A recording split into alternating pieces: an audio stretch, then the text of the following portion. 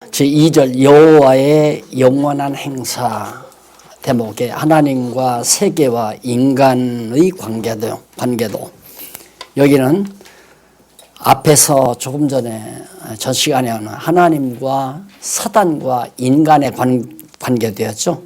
하나님과 인간과 사단의 관계도. 그런데 여기는 하나님과 세계와 질문 있대요. 질문. 부장님 질문 있어요. 네. 질문. 아까 강의한 것 중에서 성화인하고 영화인이 있잖아요. 그거를 좀 구분해서 설명을 좀 해주세요. 차이점이 구체적으로. 성화, 영화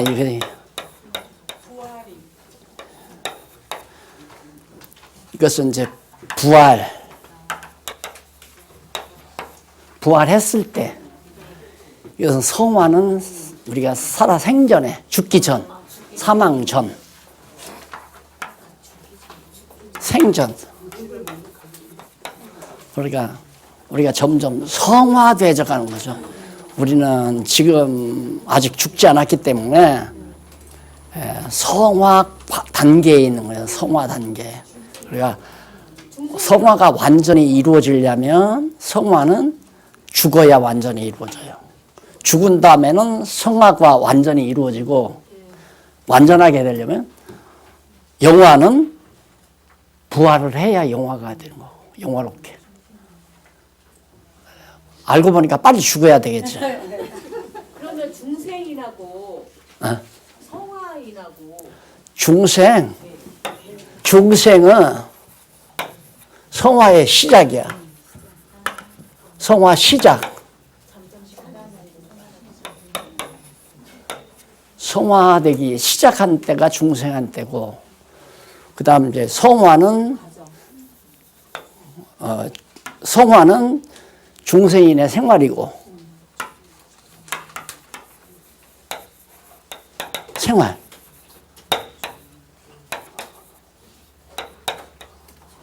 중생인이 생활에 가는 것도 과정이 이제 성화가 뭐 30%냐, 50%냐, 100%냐, 그 성화 과정이라고 그래요.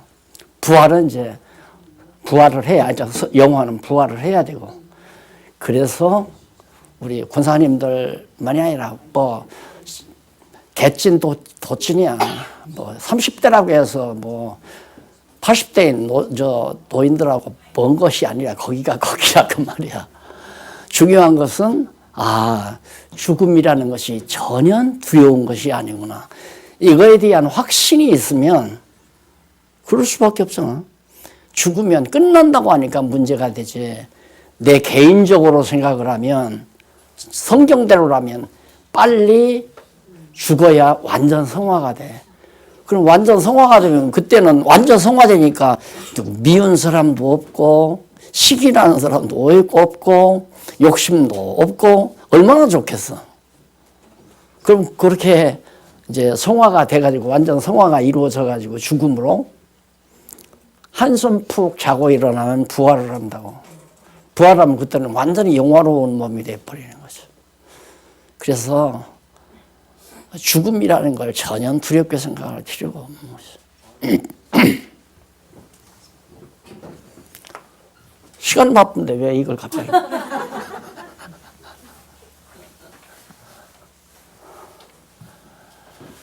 자, 이 세계와 인간과 하나님과의 관계에 대해서 우선 이 전체 이 큰 원을 이제 무한대한 하나님, 이제 하나님이라고 생각합니다. 하나님.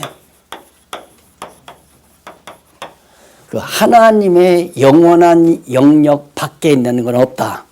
세계도 인간인 나도. 이게 인간이거든요. 이건 세계고 무한대한 영원한 세계.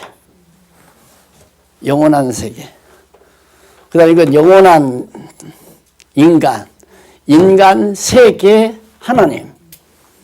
모두가 다 하나님의 영원한 영역 안에 있다. 영원한 세상도, 우리가 가야 될 천국 영원한 세상도 하나님의 영원한 영역 안에 있는 거고, 나도 결국은 이렇게 이제 지금은 여기 어떻게 되어 있냐면 이게 생명의 근원이거든. 근원. 하나님의 영역 안에 있으니까 생명의 근원으로부터 생기, 살아있는 기운을 내가 공급받잖아요. 생기. 생기를 공급받아 가지고 여기 흙과 생기가 만나서 뭐가 되느냐면 인간이에요. 인간. 이게 인간이란 말입니다. 그럼 여기서 이제 가장 중요한 게 뭐냐면 나 인간이라는 것이 하나님의 생명의 근원 되시는 하나님과 밀접한 관계가 있구나. 그렇죠?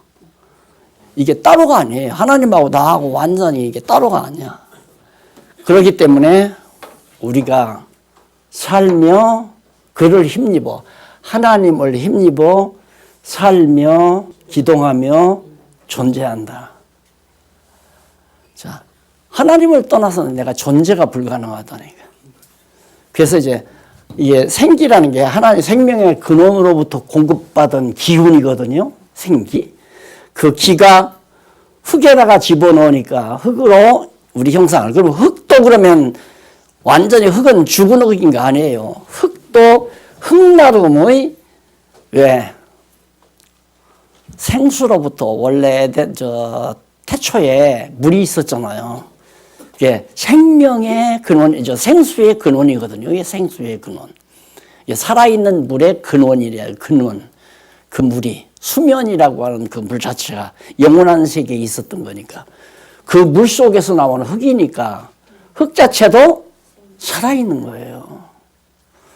그래서 여러분 그 창세기 이렇게 보면 하나님께서 그 동물들에게 또 육지 땅을 향해서 채소를 내라, 풀을 내라 그렇게 명령해요. 내라고 해요. 땅은 풀을 내고 채소를 내고 내라고. 하나님께서 채소를 이렇게 잘 흙을 어떻게 이렇게 만드는 게 아니라 땅을 향해서 내놔라 그 말이야. 그러니까 땅 속에서 채소가 나오고 풀이 나와요. 그 말은 땅에 생명력이 있다는 얘기예요. 땅에도. 그러니까 그런 흙으로 인간을 하나님이 당신 형상대로 만들어 가지고 하나님의 생명의 기를 집어넣었으니까 인간이 된 거. 타락하기 이전에 인간이. 그 인간이 어디에 있느냐면 이 하나님의 나라 세계죠. 그래서 그게 뭐냐면 이게 현상 세계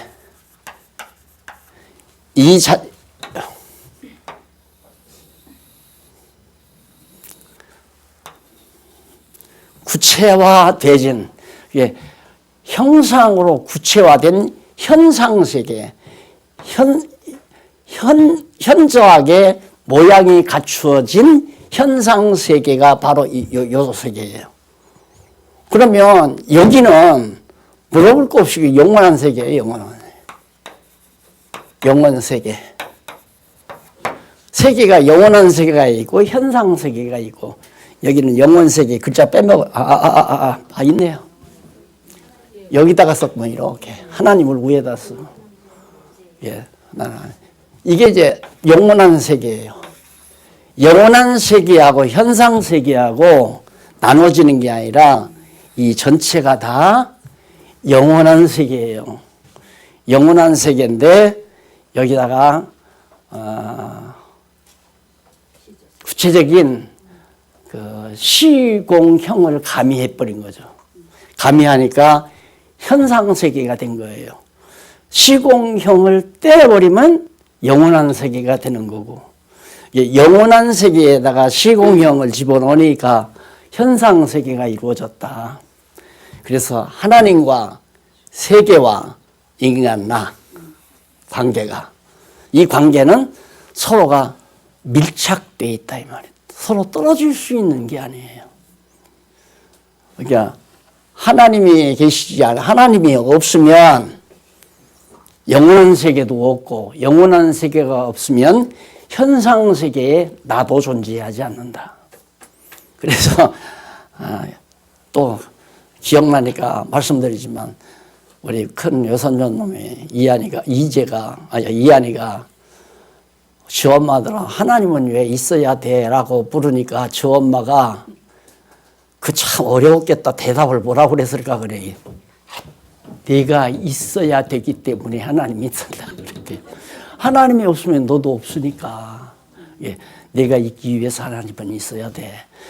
걔가 그 말을 못 알아듣겠지만 그게 무슨 소리인지 잘 못 알아듣겠지만 어쨌든 그렇게 답변해 줬다는 것은 대답을 참 잘한 것 같아요.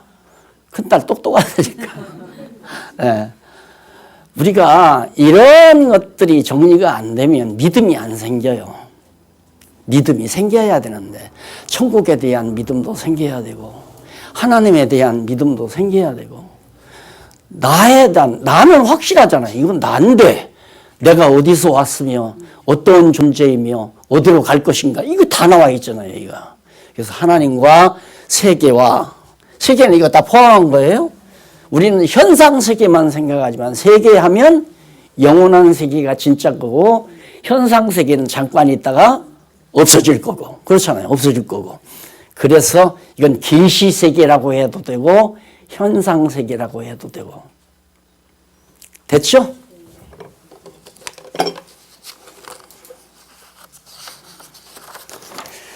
자, 그다음 이렇게 동그라미가 잘 나와. 하나님의 언약과 성취 섭리도 나옵니다.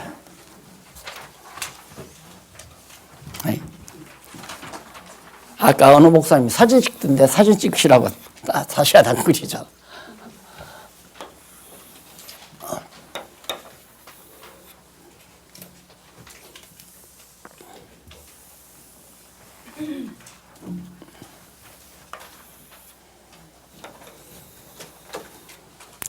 이건 사관이에요. 사관.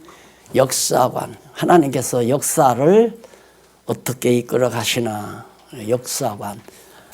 이것은 세계관이 되고요. 세계관.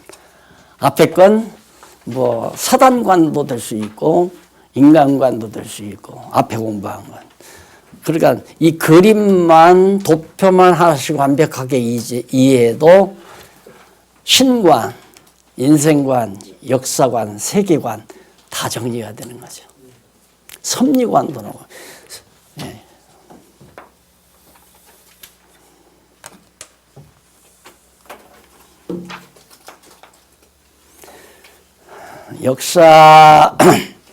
역사관 중에 구체적인 역사의 흐름을 거기 표현한 건데 이거 역시도 이 안에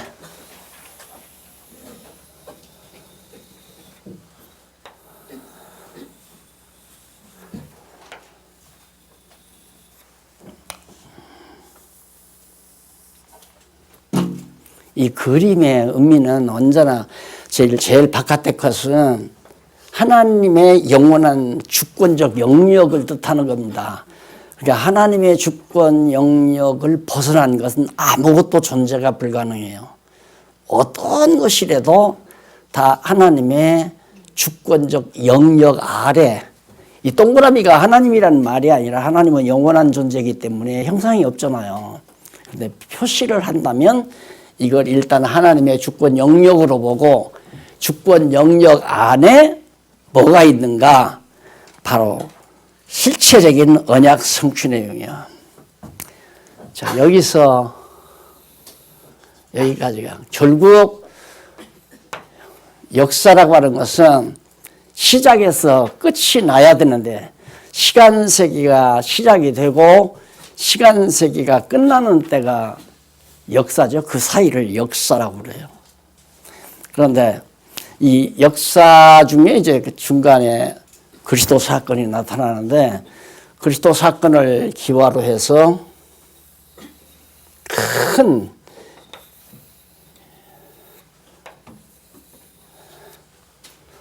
자, 우선 영원하신 이런 하나님께서 무엇 때문에 보이는 세계를 시간 세계를 시작하고 시간 세계를 마무리하는가, 끝을 내는가? 그 이유는 하나님 당신을 계시하기 위해서예요. 그래서 이건 계시 세계예요. 이것은 하나님의 세계고 하나님 영역이고 하나님 영역 아래서 이제 이 계시 세계가 진행이 되고 끝이 나는 거란 말입니다. 전부가 다. 하나님을 떠나서 이루어지는 일이 있을 수가 없어요. 모든 만사가 다 하나님의 섭리 영역 안에서 이루어지죠.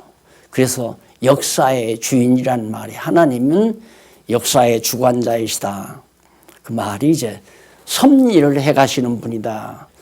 천지 만물을 창조해 놓으시고 천지 만물을 실제로 주관하시는 일을 하나님이 하신다. 그 말이에요. 하나님.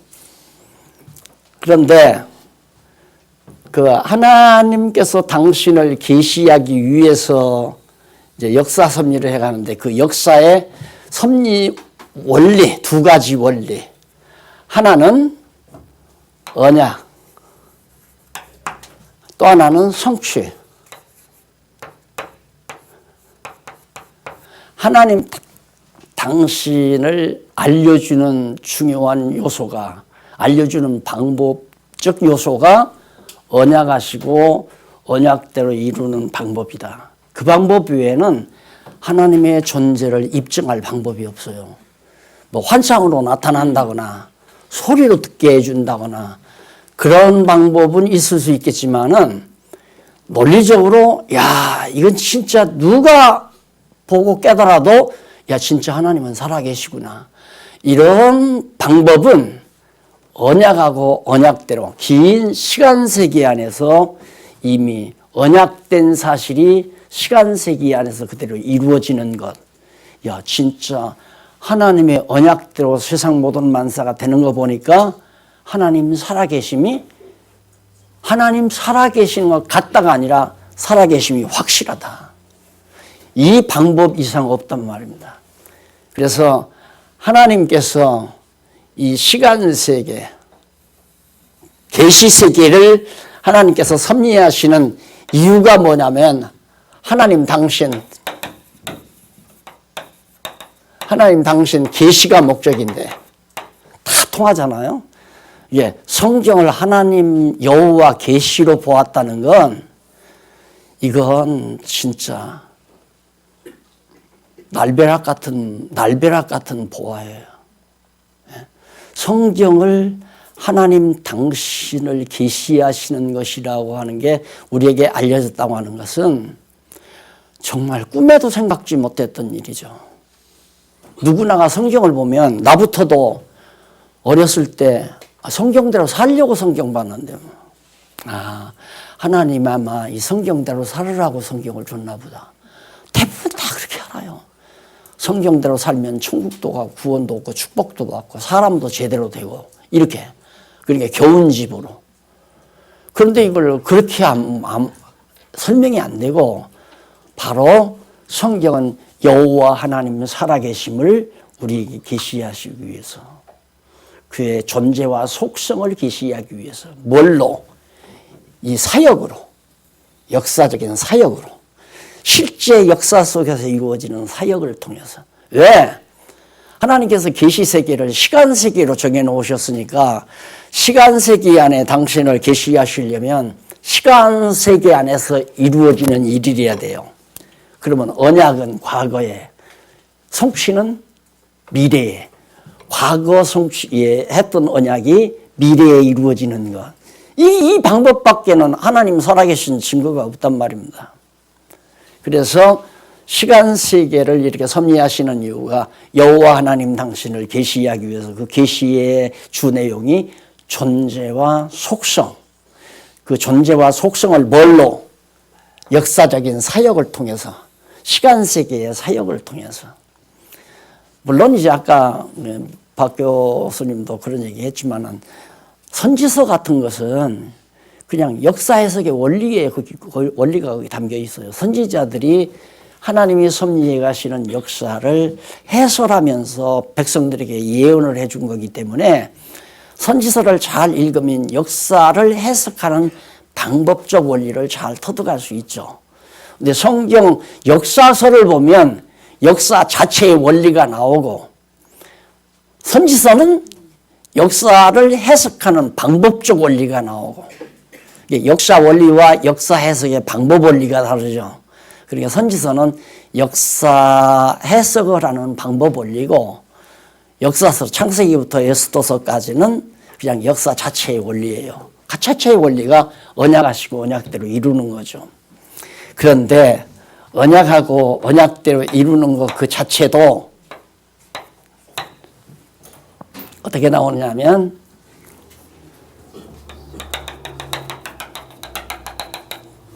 점선이 있죠. 점선으로 한 동그라미. 그 다음에 여기도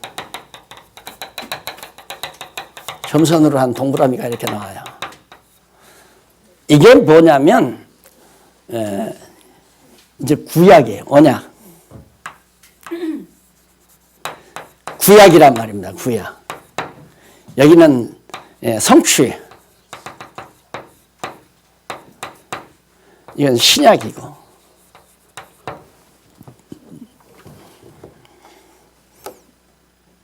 아니. 죄송해요.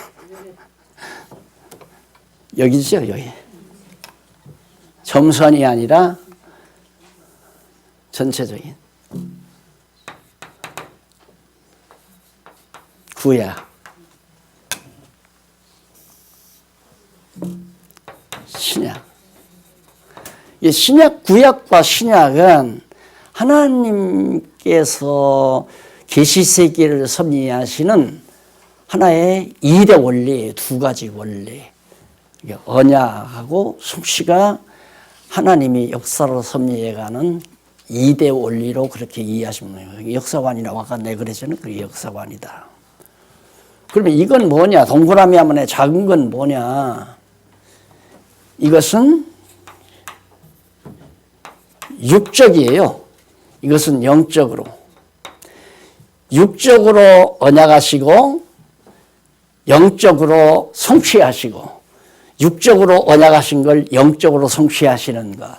이게 바로 이제 이건 육적이고 영적이다. 그럼 여기도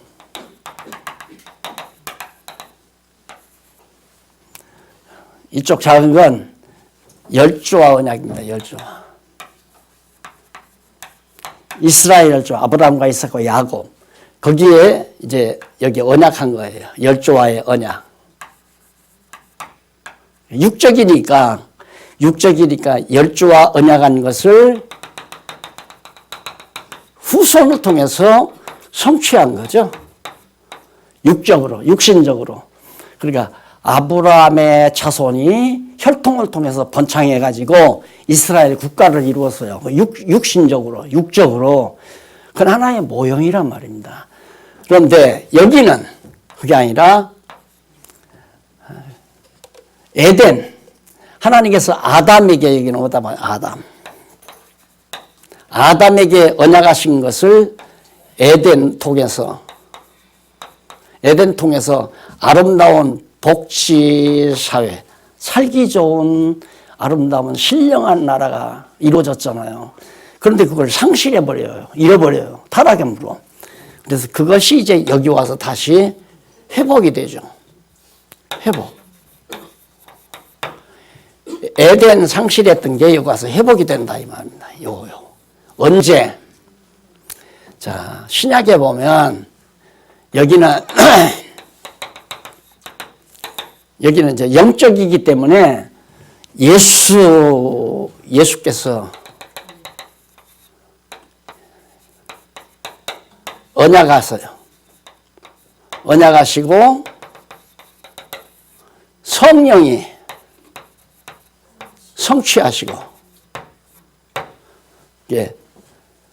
하나님께서 예수 그리스도를 언약하신 대로 뭘 언약해요? 그리스도의 몸 된 교회를 세우실 거, 내 몸, 예수님의 몸 자신을 세울 거. 그게 이제 아브라함에게 자손이 번창해서 이스라엘 나라를 세우실 것을 언약하듯이 예수님에게는 주님의 몸 된 교회를 세워주실 것을 예수님께서 제자들에게도 언약하고 많은 사람들에게도 언약했잖아요.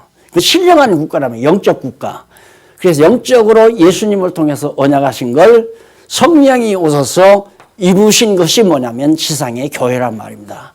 그 지상의 교회가 저는 건물을 짓고 건물 안에 강대상 놓고 올겐 피아노 갖다 놓고 어떤 순서에 따라서 제사의식처럼 예배드리는 그런 교회 아니에요. 그런 교회가 아니라는 얘기입니다. 이건 정말 그리스도의 몸된 교회예요. 그러니까 아까도 말했지만 우리가 지금 아직 육신을 가지고 있잖아요. 육신을 가지고 있기 때문에 아직 성화 과정이 50%도 안 되고 10%나 5% 정도 된 사람은 그렇게라도 해야 뭐 되는 것 같아요. 그렇게라도 해야 하나님을 섬기는 것 같고. 그런데 이게 좀 성숙해 가면 웃기는 거죠. 예를 들면 애기들이 조금 키워놓으면 너댓 살 먹으면 소꿉장난 하잖아요. 소꿉장난 하면 친구들끼리 얘야 엄마 어머님 밥상 차려라. 그러고 이제 주들끼리 명령을 해요. 그럼 뭐 여기다가 뭐 오기저기 해가지고 어머님 갖다 드려라 하고 그거 갖다가 엄마한테 어머니 잡수세요 하면 엄마는 또 거짓말로 먹는 척 한다면 그거나 똑같던 거예요. 소꿉장난이나 어린아이니까. 그런데 예를 들어서 나이가 한 20대가 넘어가지고 덜쩍 큰 거예요. 그래 어머니 생신날 플라스틱 상에다가 뭐 오기작해서 어머니 생일잔치에 가져온다는 것 자체가 벌써 웃네요. 여러분들도 웃음 나오죠? 웃기는 짓들을 하고 있는 거야. 그런데 웃기는 짓이라고 해서 예를 들어서 너댓 살 먹은 거에 그런다 야 임마 이게 무슨 짓이냐고 발길을 차면 돼요? 그건 그런 거야. 저 어려서 그런다 하고 그냥 봐주고 진짜 알맹이는 그게 아니다 이거예요. 그리스도의 몸으로서 지체로서 사는 삶이에요. 그럼 그리스도의 지체로 산다는 의미가 뭐냐면 내 안에 성령, 그리스도의 영이 감동하는 대로 살아가는 삶을 바로 올바른 삶이라고 말합니다. 그렇게 사는 게. 그럴 거 아니에요. 그래야 그리스도의 몸된 진짜 교회죠. 그래서 자원하라는 얘기예요. 장로도 자원해서 하고 권사도 자원해서 하고 은사교회도 자원해서 하고 누가 시켜서 하지 말아라. 컸으면 다 알아서 하지. 알아서 자기가 알아 해야지. 그래 그렇게 이루어 놓고 나면 예수님이 이때 재림하잖아요. 그렇죠? 재림해서 왕국, 천년왕국, 천년 동안 왕국을 세우죠. 그때 에덴 동산이 이 땅 위에 다시 회복됨으로 완전하게 하나님의 언약이 성취된 끝이 납니다. 이게 계시세계의 끝이에요. 이게 계시를 시작해서 계시가 끝나는 때 이렇게 된단 말입니다. 성경 한 권 다 공부하신 거예요 지금. 창세기부터 요한계시록까지.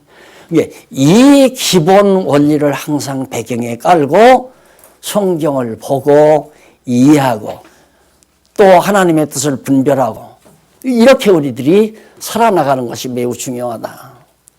이제 이 그림을 아시겠죠? 이건 여기 구약에서 원래 아담에게 에덴 동산 신령한 세계를 복으로 준 거예요. 그러나 영원한 건 아니에요.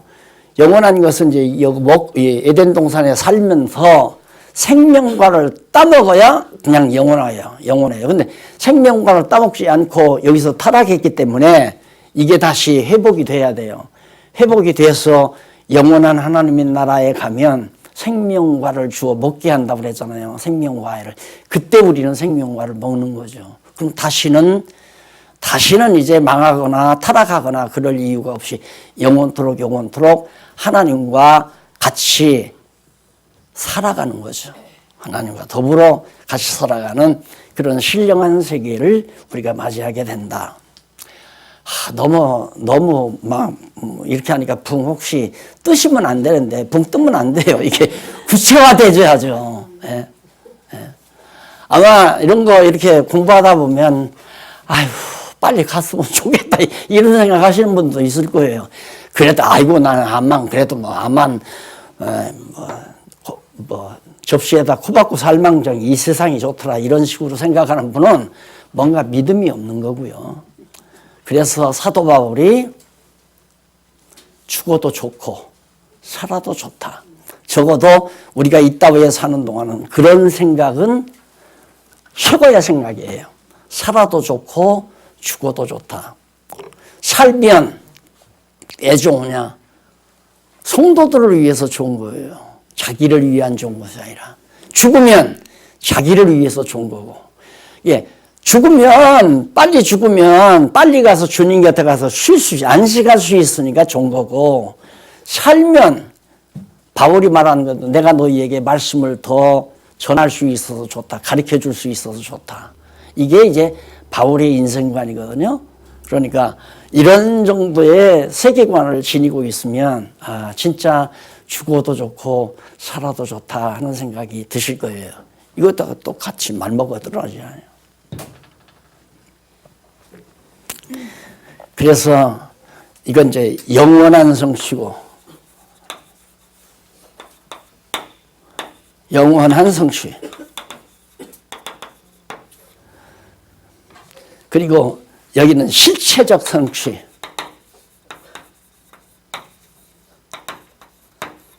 그게 실체와 영원이 어떻게 되면 영원한 세계는 우리 입장에서 볼 때는 실체가 아니잖아요. 실체적인 형체가 없단 말입니다. 영원한 세계는.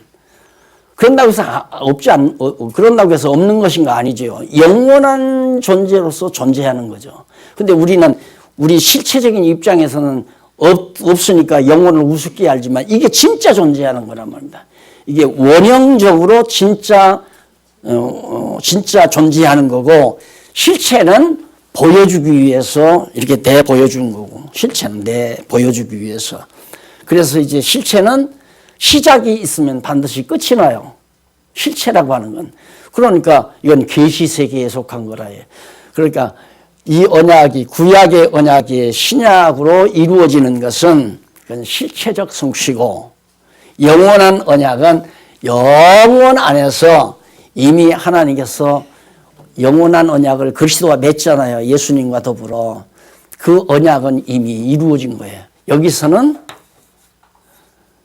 언약 곧 성취. 언약 자체가 성취예요. 그냥 언약과 성취가 따로 분리되는 게 아니라 언약 자체가 곧 성취다.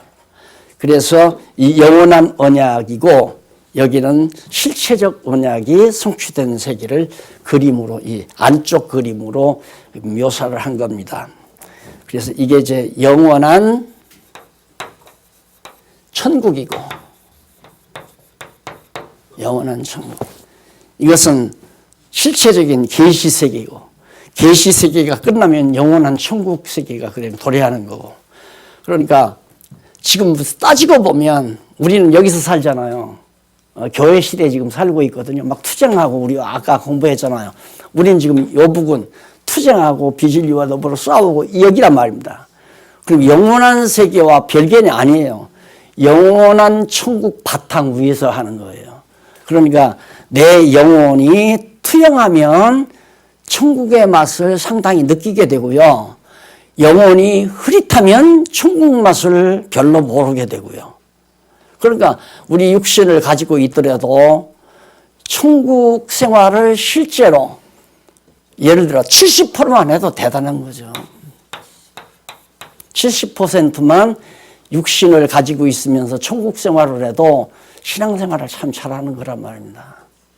근데 70%보다 30%도 힘든 거예요. 30%. 왜? 육성이 자꾸 타올라서. 아직도 욕심이 막 나를 지배하고, 아직도 내 마음에 시기와 질투가 끊임없이 일어나고, 아직도 무슨 막 욕망이 타오르고, 이런 것들은 천국하고는 거리가 먼 거거든요. 그러니까 바울처럼 죽어도 좋고 살아도 좋다. 이 생각이면 70%, 80% 이상 가능한 말이야. 알았죠? 이래도 좋고 저래도 좋다는데 세상에 죽고 사는 문제가 극과 극아니에요. 근데 바울이 어떻게 죽어도 좋고 살아도 좋다는 얘기예요. 천국의 맛을 보고 있는 거죠. 천국 맛을. 그러니까 내가 그러잖아요. 감사가 넘치면 신앙생활 잘하는 거라고. 아직도 불만과 짜증이 있다는 것은 신앙생활이 아직, 그러니까 육체의 소욕이 아직 많이 남아있다는 얘기예요. 시련을 많이 겪어야죠. 성경 한 권을 다 강의해야 하니까 자세히 하려면 아직도 멀었지만 또 하나 남았잖아요. 남았으니까 남았습니다.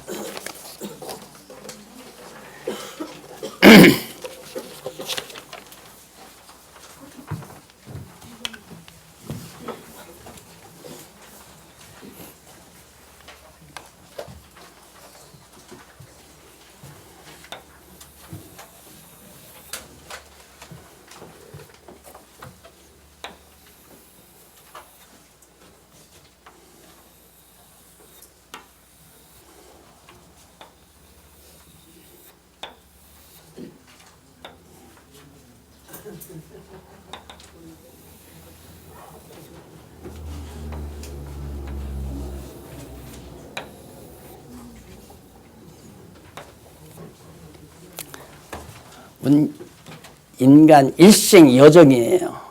바로 그것이 타락에서 구원까지의 과정. 우리 인간이 에덴 동산에서 타락해가지고 영원한 하나님 나라로 구원 얻을 때까지 과정이 어떤 과정을 거치느냐. 자, 여기 보면 이건 완전히 타락하기 전, 타락 전 아담이에요. 여기 아담 화와 생명체죠. 생명체. 처음 아담과 하와가 지음받았을 때는 생명체, 영이 살아있는 몸이란 말입니다. 살아있는 영의 몸, 그래서 생명체.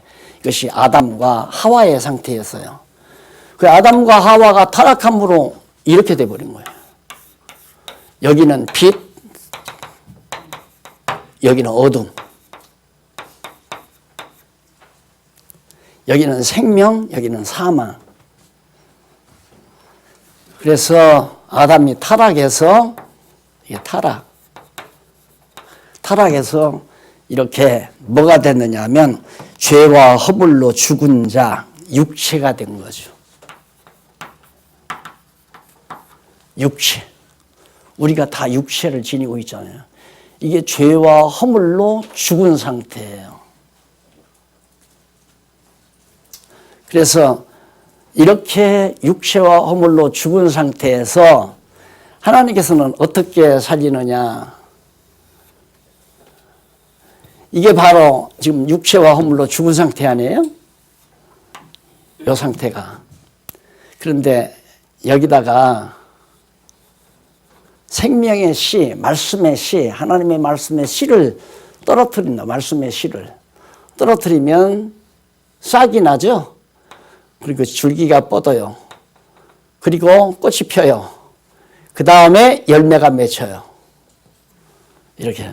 그러듯이 이건 육이고, 육체니까 육 아니에요. 이건 영이에요. 하나님의 말씀의 씨가 여기 떨어지면 이 씨가 썩은 육체를 거름으로 삼아서 싹이 나고 뿌리가 나서 이렇게 뿌리가 나. 썩은 육체를 거름 삼아 살아있는 잎과 순과 줄기와 이파리, 꽃, 열매로 맺어가도록 역사하는 게 이제 점점 이렇게 자라간다 이 말입니다.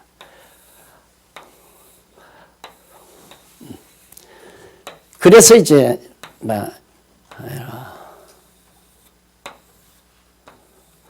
이건 영의 소욕이고 이건 육신의 소욕이고, 자, 육체에 사로잡힌 건 육체의 소욕이 나와요. 육의 소욕이. 그러니까 영의 소욕이 없으면요, 생각하는 것마다 육체의 소욕밖에는 안 나와요. 이게 거듭나고 중생하지 못한 자는 하는 일, 하는 생각, 모든 게 다 육체의 소욕으로부터 나오기 때문에 기대해서는 안 돼요. 거듭나지 못한 자들의 생애에서는. 그러면 우리라고 그러면 안 나오느냐? 우리가 상당히 성장해서 이렇게 영의 소욕이 자라났다 합시다. 이만큼 영의 소욕이 자라났다 하더라도 영의 소욕이 약해지면 육의 소욕이 강해져요. 이게 강해져 가지고 육신의 소욕에 따라요. 육의 소욕이 약해지면 영의 소욕이 강해져요. 그래서 육신의 소욕을 처복종시켜요. 바울이 그러죠. 날마다 나는 죽는다. 왜? 영의 소욕이 육체의 소욕을 처복종시켜서 자기를 죽인다 그 말이에요. 그것이 바로 첫째로 진리 싸움이에요. 내 육체의 소욕을 죽이고 영의 소욕을 살게 하는 방법. 그 방법은 유일한 방법이 다름없어요. 말씀이에요. 하나님의 말씀의 씨, 말씀으로 자꾸 공급받으면 영이 성장할 거 아니에요. 자꾸. 말씀에 굶주리면 영이 점점 메말라요. 그러니까 예를 들어서 다급한 일이 딱 생겼어요. 우리가 딱 하다가 어떤 일을 살아가다가 다급한 일이 딱 생기면 하나님의 뜻부터 생각하려고 하는 것이 아니라 아이고 이거 어떡하나 방법부터 생각하잖아요. 어떡하나 무슨 일이 생기면 우리는 보통 그냥 쉽게 아이고 어떡하나 벌써 방법을 생각해요. 방법 생각하면 안 되잖아요. 하나님이 왜 이러도록 놔두셨을까? 이걸 생각해야죠. 그렇잖아요. 그래 하나님의 뜻을 우리가 구해야 되잖아요. 찾아야 되고. 그러니까 영의 소욕이 강하면 하나님의 뜻대로 점점 더 속사람이 자라나게 되고 영의 소욕이 약하도록 하나님의 말씀을 멀리하게 되면 육체의 소욕은 뭐 가만 놔둬도 잘 자라요. 육무사님 농사 지어보니까 잡풀 씨 뽑고 잘 김매줘야 커요? 그래요? 잡풀도 막 김매주고 잘해야죠. 잡풀은 내버려 두어도 잘 돼요. 근데 알곡은 김도 매줘야 되고 비료도 줘야 되고 가꿔야 돼요. 그러듯이 우리의 속사람은 늘 하나님의 말씀으로 공급받지 아니하면 안 커요. 크질 않아. 네. 그러나 육체의 소욕은 내버려도 잘만 커. 묵묵하니. 밭에다가 곡식 뿌려놓고 한 서너 달 후에 가보세요. 낯들고 가야 거둘 게 없어요. 전부 잡풀만 무성해서. 계속해서 가꿔야지. 그러듯이 이게 바로 이제 현재 우리 인간이죠. 현재 우리 거듭난 성도들의 인간. 이건 불신자. 이건 신자. 이것은 완전히 천국 백성. 영화인. 영화하러 온 사람. 완전히 회복된 것이죠. 또 죽은 육체 장막 벗어버린 자도 이렇게 표시할 수도 있고 이게 성화, 영화인, 천국 백성 다 마찬가지예요. 이것이 우리 인간의 일생 여정이다. 예, 특히 여기까지 주목할 만한 데죠. 우리는 다 이런 모습으로 태어나니까 이 세상 태어날 때는 전부 기본적으로 이렇게 태어나잖아요. 태어나서 이렇게 점점 자라가지고 육체 장막 떡 벗는 순간 이 상태가 되죠. 성화된 상태가. 그래서 부활체를 입으면 이제 부활체가 되고 영화인이 되고 그래서 영원한 하나님 나라에서 영원토록 사는 그런 결과를 가져온다. 이것이 이제 바로 신령체라고 나오죠. 신령체. 그래서 이건 부활체. 부활인. 이건 중생인. 이건 타락인. 이건 생명인.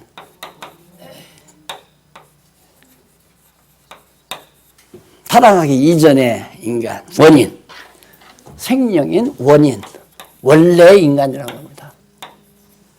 본래 하나님께서 이렇게 인간을 지어놨는데 타락인이 됐다가 중생인이 됐다가 부활인으로 이렇게 우리 인간이 진행되어져 간다. 이렇게 해서 일단 대충 설명을 해드렸습니다. 아마 이 도표 한 5개를 정리하면서 성경 전체 내용을 바탕 깔고 이해하는 거하고 그걸 바탕 깔지 아니하고 이해하는 거하고는 이해 농도가 다르실 거예요. 근데 이 도표만 정확하게 잘 이해할 수 있어도 아마 생각하는 것이나 말하는 것이나 삶의 스타일, 방법 이런 것들이 자기도 모르게 많이 달라질 거예요. 언어 생활, 행동, 생활 태도, 성격 이거 자꾸 바뀌죠. 자꾸만 이런 거. 그래서 아까 제가 아까 2번째 배웠던 그림이죠. 2번째로 했던 거. 그거 끝나면서 요거 항상 거기다 붙여놓으라고 했더니만 어느 목사님이 그래요. 부적처럼 가지고 다니는 거. 아니 근데 진짜 가끔 이게 장로님께서 이걸 이렇게 친절하게 해서 주셨는데 잘 보관하셔서 가끔 이렇게 떠들어보면서 자세히 살펴보세요. 이제는 자세히 살펴보시면 눈에 들어올 겁니다. 성경 한 번을 이거 6장만 잘 살펴도 성경 전체의 중요한 흐름들을 다시 한번 되씹는 결과가 되는 거죠.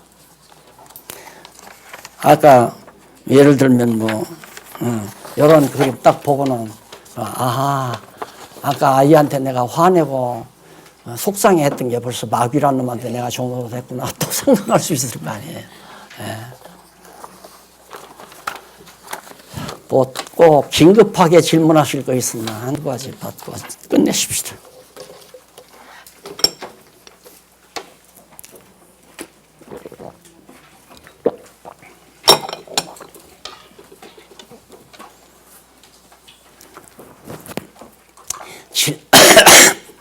질문을 이렇게 안 하시면 제가 좀 답답해요. 강의를 영 잘못해가지고 무슨 소리인지 하나도 모르겠나 안 그러면 강의를 잘해서 더 이상 물어볼 거 없나 그러니까 갈등이 생길 거 아니에요.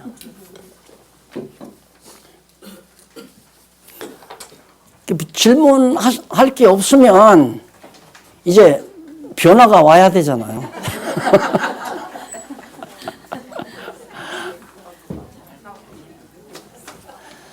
한번 오늘 강의 들은 거 이 그림 보면 이렇게 이 도표를 보고 이 세상의 문제가 해결되지 않는 것이 있나 없나를 찾아보세요. 없어요. 다 있어. 다 해결돼요. 제가 저기 하나님의 언약과 성취 섭리도 하고 네. 질문이 2가지인데 옆에 보면 이제 하나님과 세계와 인간의 관계도가 있잖아요. 그 도표를 따로따로 보는 게 아니고 한꺼번에 이렇게 같이 볼 수 있는 방법은 없나요? 그러니까 그것이 이걸 갖다 보태고 또 창조 구조도 그것도 보태고 다 보태야 되거든요. 복잡해서 그려지지도 않거니와 그려놓으면 막 색깔별로 그렇게 또 다시 하려면 모르지만 복잡해서 그래서 이거 나누는 거예요. 이제 정확하게 지적했는데 다 하나예요. 하나인데 같은 영원한 하나님 안에서 천지 창조에 대한 하나의 구도를 이해하고 같은 영원하신 하나님 섭리 안에서 나타나는 선과 악의 관계도 하나님의 영역 안에서 선과 악이 어떤 관계가 있고 나의 행동, 범죄 행위와 선한 행위가 어떤 관계가 있는가 그 관계가 이루어졌고 그리고 사단과는 내가 어떤 하나님의 전체 영역 안에서 사단과는 어떤 건가 나와 하나님과 세계와의 어떤 관계가 결국 다 영원 안에서 이해해야 돼요. 언약 성취 섭리도도 영원하신 하나님 안에서 이해해야 되고 이것도 물론 하나님의 영역 안에서 내 개인의 나라고 하는 인간 자체가 나서 영원한 하나님 나라의 부활체가 되질 때까지의 과정을 간략하게 소개해 드린 거고요. 그러니까 전부 같은 영역 안에 있는데 이게 이제 한도표로 설명할 수 있다면 얼마나 좋겠어요. 근데 평면적인 그림으로는 안 돼요. 하나만 더. 네. 그 하나님의 언약과 성취 섭리도가 이게 동그라미가 10개인데요. 근데 제 질문은 뭐냐면 이게 전부 의미분석 성경 개론에 이 도표가 들어가 있지 않습니까? 네. 그래서 의미분석 성경 개론을 공부해 갈 때 저 도표를 어떻게 이해해야 되는지 네, 네. 마치 그 10단계라는 게 동그라미 10개하고 어쨌든 그 개수도 비슷하고 그래서 언약과 성취 섭리도랑 의미 분석 성경 개론 책 창세기 1장에서 11장까지 내용을 볼 때는 여기를 봐야 돼요. 이게 속한 거거든. 1장에서 11장까지가. 그 다음 이제 12장부터 이 아브라함 나오잖아요. 아브라함부터 창세기 36장까지가 야곱의 야곱의 언약 계승까지 나오는 거란 말입니다. 그리고 성취 장면은 이제 자손 언약이니까 출애굽기 창세기 37장부터 민수기 30장까지. 그렇죠? 그다음 민수기 30장 1자부터 사사기까지가 이제 땅 언약 성취. 그다음 이제 통치 언약 성취가 에스더까지니까. 그러니까 적어도 여기서 여기는 창세기 37장부터 어디? 에스더까지 거기. 그러니까 그 시기 그 지역을 읽고 연구할 때는 이 안에 속했구나. 이 안에 속해 있으면 바로 아브라함의 언약이 이루어지는 장면이고 그것은 육적인 언약이 이루어지는 거로구나. 이렇게 이해하시면 돼요. 여기는 마태복음에서 요한복음까지가 예수님이 언약하신 내용이고 성령 사도행전에서 성령이 임하셔서 요한계시록까지 교회 계시록까지 예언이 성령께서 하시는 일이니까 아하 예수님이 하신 언약이 그대로 이루어지는 역사를 사도행전 이하 요한계시록까지 기록했구나. 그건 영적으로 이루어진 거구나. 그런데 그건 영적으로 이루어진 거기 때문에 똑같아요. 이것과. 그러니까 이쪽으로 향하면 자꾸 인간의 조직교회. 인간이 대장이 돼서 인간이 막 조직하는 조직교회. 이쪽으로 가면 영적 조직. 그래, 성령이 주체가 돼서 성령이. 우리 여기 목사님들 계시지만 똑바로 말씀 정확하게 할 때 목사님의. 이쪽으로 가면 목사가 교회를 조직하려고 그래요. 자기 마음에 드는 사람 장로시키고 자기 마음에 드는 사람 권사시키고 그래서 자기 말 다 따라서 순종하게 만들고 그게 이제 목표가 좋은 거라고. 그런데 이쪽으로 가는 교회는 성령께서 각자의 심령 속에 소원을 주어서 장로하고 싶은 소원, 권사하고 싶은 소원, 선교하고 싶은 소원, 가르치고 싶은 소원, 전파하고 싶은 소원 이런 소원을 줘서 하게 하시는 진짜 성령이 교통하는 교회. 이것이 이제 여기에 공제하는 거란 말입니다. 그러니까 이것이 좋은가 이것이 좋은가 쉽잖아요. 어느 것이 옳은 건가는. 이게 좋은 거고 이게 옳은 거죠. 이것은 장난하는 거고 이건 장난하는 거란 말입니다. 그러니 제가 참 갈등이 많았죠. 저도 목회하면서 아무도 그렇게 안 하는데 나만 특별히 했다가 넉넉하게 그냥 죽도록 고생이 나면 어떡하냐고 적당히 끝내려고 했는데 하나님께서 그렇게 안 끝내게 하시더라니까. 그래가지고 결국 체제개혁을 시작해서 했는데 지금으로 생각하면 참 하나님 감사합니다 싶죠. 너무너무 감사합니다. 이게 보고 싶다니까 너 이거라도 조금 봐라 하고 체제개혁이 돼가지고 개혁 정신에 의해서 아까 첫 시간에 강의한 대로 기지업이 조직이 누가 한 조직, 성령께서 하신 조직교회가 자원하는 마음에서 잘 이루어져 가는 그런 모습을 내 눈으로 보고 있다고 하는 것은 더 없는 은총이죠, 진짜. 그러니까 지금 현재 이 세상에 있는 교회는 영적인 건, 분명히 영적인 건 맞은데 잘못하면 육적으로 끌려온단 말입니다. 세상 집단이나 똑같아요. 세상 집단처럼 법 만들어서 법을 지켜야 된다, 이렇게 하자고 했으니까 이렇게 해야 된다, 저리 해야 된다. 그게 다 육신 집단들이 하는 짓이에요. 정치도 그렇고 회사도 그렇고 어떤 모임도 그렇고 전부가 다. 근데 교회도 그렇게 육신적으로 세속적으로 해간다 이 말이에요. 그걸 사람들이 옳은 줄 알고 또 따라가는 거고. 모르니까. 네. 이쪽에 그 언약에서 보면은 저기는 직접적으로 써여 있지 않지만 이 언약의 부분에 보면 3대 언약에 나와 있고 그것이 육적인 성취가 있는데요. 이쪽 그리스도 사건 이후로 이 성취 부분에 보면 그 3대 언약에 관한 어떤 것이 언급되어 있지 않거든요. 그런 것을 어떻게 말을 해야 되나요? 여기서 이제 3대 언약 아니야. 3대 언약이라는 것이 자손, 땅, 통치, 국가 성립의 3대 요소나 같은 거야, 그게. 국가를 이루는데요. 3가지 요소. 국민이 있어야 되고, 국토가 있어야 되고, 국권이 있어야 국가가 되잖아요. 그게 한 나라야. 이스라엘 나라. 예수님께서 언약한 것도 하나님의 나라를 언약한 거야. 예수님이 언약한 것이. 그러면서 제자들에게 너희는 이렇게 기도하라 그러면서 뜻이 하늘에서 이루어진 것 같이 이루어지이다 하기 전에 나라가 임하옵시며 하나님의 나라가 임해달라고. 그게 교회란 얘기라. 이게 지상의 하나님의 나라가 교회가 지상의 하나님의 나라니까 성령이 통치해야 된다는 건 너무 당연하잖아. 근데 하나님의 나라를 인간이 목사가 통치한다는 건 있을 수가 없는 얘기야. 그러니까 그래서는 안 된다 이 얘기지.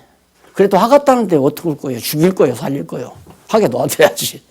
예?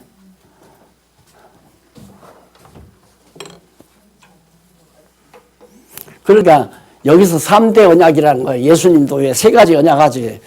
다 했죠. 예수님도. 자, 예수님이 거듭나고 중생하라. 이 생육하고 번성하는 거 아니에요? 거듭나고 중생하는 거. 땅 정복하라. 땅 끝까지 이르되 증인이 되라. 다 모든 땅 끝까지 하나님의 나라를 확장시켜라. 그리고 통치해라. 그 말은 통치한다는 말은 내가 그리스도의 영을 원해서 다 성령이 와서 다 한다는 얘기예요. 성령이 거듭나고 중생케 하고 성령이 땅끝까지 복음 증거하게 하고 성령이 통치하게 교회를 다스리기도 하고. 그래서 성령의 교통하심이 교회에 없어서는 안 된다. 그 성령의 교통하심의 확실한 증거가 뭐냐면 성령 감동으로 기록된 하나님의 말씀을 같이 깨닫게 하는 역사가 성령 교통하심의 중요한 하나의 요소예요. 믿는 것과 하는 것이 하나 되도록 같이 깨닫고 같이 믿는 것은 최고라니까. 그거 이상의 사귐이 없어요. 우리 최 목사님하고 예를 들어서 만난 지 얼마 안 됐죠. 우리 목사님들 만난 지 얼마 안 됐지만, 최 목사님이, 우리 최 목사님 맞죠? 한 목사님. 죄송합니다. 네. 한 목사님이, 목사님 오늘 바람들서 이게 어디 좋은 데 있는 데 가서 점심이나 합시다 하고 갔어요. 그러면 가서 점심 먹었어요?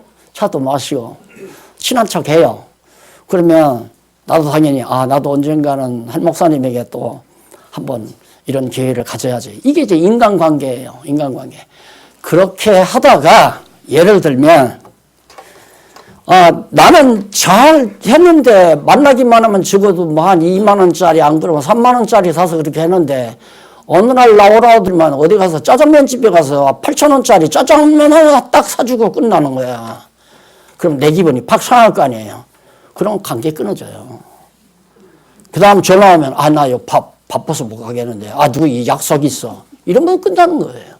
그런데 참 신기한 건 말씀을 같이 알고 같이 깨닫도록 해가지고 믿는 것과 하는 것이 같아져 버리면 밥 안 사도 가깝고 밥 더 사도 가깝고 밥 사고 안 사고가 문제가 아니에요. 인간관계가 아니라는 얘기죠. 성령의 교통하심에 의해서 하나도 엮어준 거죠.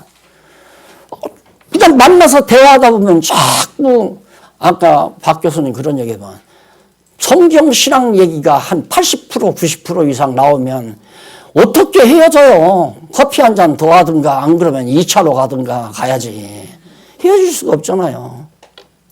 그것이 성도의 교제고 그것이 성령의 교통하심이에요. 그게 교회예요. 아니 다방에 커피숍에 앉았다고 해서 교회가 아니고 어디 정말 근사한 음식점에 앉아서 대화한다고 해서 교회가 아닙니까? 상관없어요. 이 신령한 교회는 장소 관계없어요. 아무래도 가정도 좋고 들판도 좋고 어디 커피숍도 좋고 어디라도 거기서 교회를 이루는 거죠. 교회 생활을 하는 거예요. 서로 교제 나누면서. 그러니까 얼마나 자유스러워요. 우리 신령한 교회는 정말 자유스러운 거예요. 그리고 부담이 없고요. 아무리 인간관계가 있어도 부담이 없어요. 근데 육신적인 관계는 잘해도 부담, 잘못해도 부담. 저쪽에서 잘하면 나도 또 잘해야 하니까 자꾸 부담스러우는 거예요. 그런데 영적인 의미에서는 그런 게 없잖아요. 잘해주면 잘해주는 것으로 끝나고 못해주면 못해주는 것으로 끝나고 이게 해줄 때 그냥 해주는 것으로 끝내야지. 너 이번에 내가 3만 원짜리 샀으니까 너는 이 다음 3만 5천 원이나 4만 원짜리 사. 그 기대해서는 아니죠. 그런 기대하면 안 돼요. 그건 완전히 혈육적이니까. 너무 치밀하게 들어갔나요? 근데 너무 교회라고 하는 문제가 너무 심각하게 지금 잘못되어 가기 때문에 구체적인 얘기를 좀 나눠 봤습니다. 다른 거 뭐 또 할 얘기 없어요? 없으면 이걸로 끝냅시다. 시간이 너무 오버됐네. 네, 기도하십시다. 하나님 아버지, 참 감사합니다.